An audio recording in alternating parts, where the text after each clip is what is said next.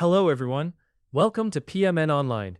In this tutorial, we will learn how to embed an Excel document within a Confluence page. Have you ever struggled with sharing Excel spreadsheets with your team in a way that's not only convenient, but also interactive? In this video, we'll tackle that exact challenge. By the end of this tutorial, you'll transform your static Excel files into dynamic, interactive elements right within your Confluence pages. This means no more tedious downloading or attaching files, just seamless integration that enhances team collaboration and visibility. Let's dive right in and get started. To begin, you'll first need to ensure that your Excel file is transferred onto your Confluence page.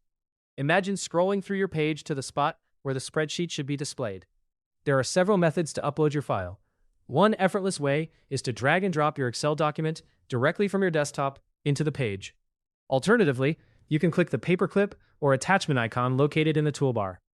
If you're having trouble finding it, try typing files directly into the page's body. This will prompt an option to add files. Here's a handy tip. Confluence allows multiple file uploads at once. However, it's crucial to select the precise version of your Excel document that you want your team to see. Remember, larger Excel files, especially those packed with data, might take a few moments to upload, so don't worry if there's a slight delay. Once your file is uploaded successfully, the next step involves inserting a special macro, which is the key to displaying Excel content directly on your Confluence page. While in the editor, type in Excel or Office. You will see a list of related macros pop up. Look for the Office Excel macro. Think of this macro as a digital window into your spreadsheet. It enables all the interactive features your team will love. Click on Office Excel, and a configuration dialog box will appear. Here you will select the Excel file you just uploaded. You'll see a list or drop-down of all the attachments currently on your page. Simply choose the correct file. If you deal with a lot of documents, take a moment to ensure you select the right spreadsheet. The last thing you want is to mistakenly show outdated data.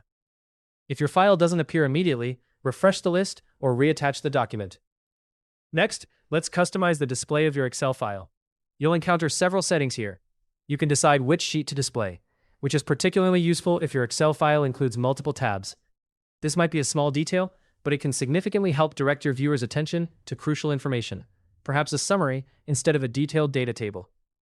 Additionally, you can configure how many rows and columns are visible. It's advisable to start with just the essentials, allowing users to open the file if they require more comprehensive detail. You'll also have a choice between display styles like card or inline view. The card view offers a tidy, clickable link with a preview, whereas the inline view displays the spreadsheet's content directly on the page, enabling users to read and scroll through the data right there. For creating team dashboards, I recommend using the inline view, as it keeps everything accessible and straightforward. Once you're satisfied with the setup, hit the Insert button. Finally, don't forget to publish or save your page to make the changes live. This step is crucial, as forgetting to save can lead to confusion when things aren't visible as expected. After saving, your embedded spreadsheet should appear exactly where you placed it, seamlessly integrated into your Confluence documentation. Now, your coworkers can scroll through, view, and interact with the data from within Confluence. And there you have it.